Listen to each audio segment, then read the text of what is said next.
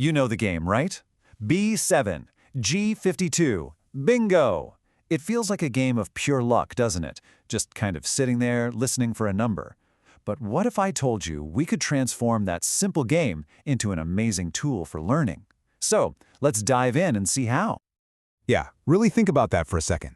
Because today, we're going to take that classic, familiar grid of a bingo card and completely flip it on its head.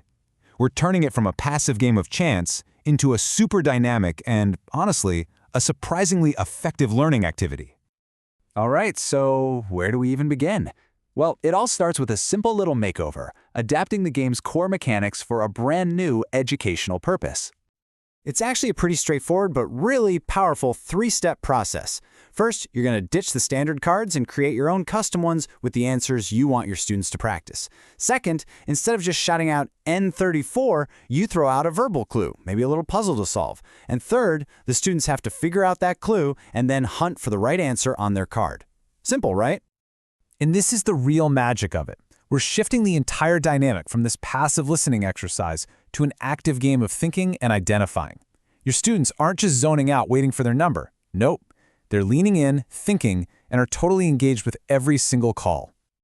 Okay, so once your students get the hang of it, that's when the real fun begins. It's time to level up and increase the challenge. And this is where bingo really shows off how incredibly flexible it can be, moving from just simple recognition to way more complex ideas.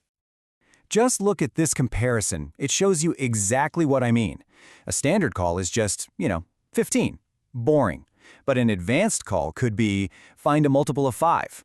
All of a sudden, every kid has to scan their entire card for numbers like 5, 10, or 20. A bunch of numbers are now in play. The brain power required just skyrocketed, and so did the learning. And you can do this with pretty much any math concept you can think of. Just imagine calling out, find a prime number, or, hey, mark an even number that's bigger than 40. Each and every call becomes its own mini problem, forcing students to apply a rule before they can even think about marking their card.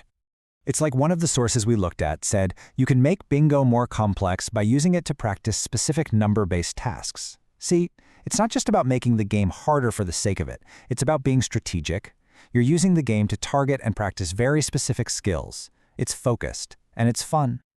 But wait, there's more. We can take this even one step further than just abstract math. We can make it real by connecting the numbers on the card to the world around us, to stuff our students see and do every single day. This whole idea has a name. It's called contextual learning. And the concept behind it is super simple, right? We all learn better when stuff isn't just abstract, when we can actually see how information connects to our own lives. It just clicks. So just think about it. Instead of a grid of random numbers, what if the squares were filled with, prices from a menu, or the ages of their favorite celebrities, or even pieces of phone numbers? Honestly, the possibilities here are pretty much endless. Let me give you a concrete example of how this would work. So the clue you call out isn't just a number, it's something from the real world, like find the price of a movie ticket. The students then scan their card, which might have prices like $1.50, $15, or $50. They have to pick the most logical answer. They're not just doing math, they're using reasoning and life experience. All right, we've got a really solid learning activity here. But how do we make it truly awesome?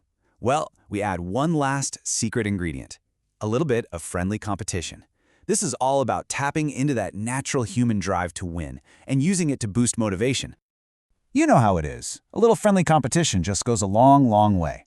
The minute there's a small prize or even just bragging rights on the line, suddenly everybody's focus gets razor sharp. The whole thing stops feeling like a worksheet and starts feeling like a race. I mean, just look at how engagement levels can change. Think about a standard lecture. That's passive learning, right? Engagement is, pretty low. Turning it into an active game definitely helps. But when you add that competitive spark, that race to be the first one to yell bingo, engagement just goes through the roof.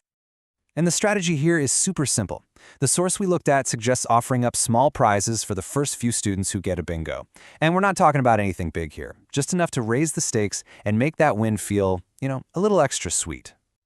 So what's the big takeaway from all this? Well, it's that bingo, a game most of us probably wrote off as just pure luck, is actually a total blank canvas. It's a simple but seriously powerful and versatile tool that any teacher can grab and use to teach almost anything number-related.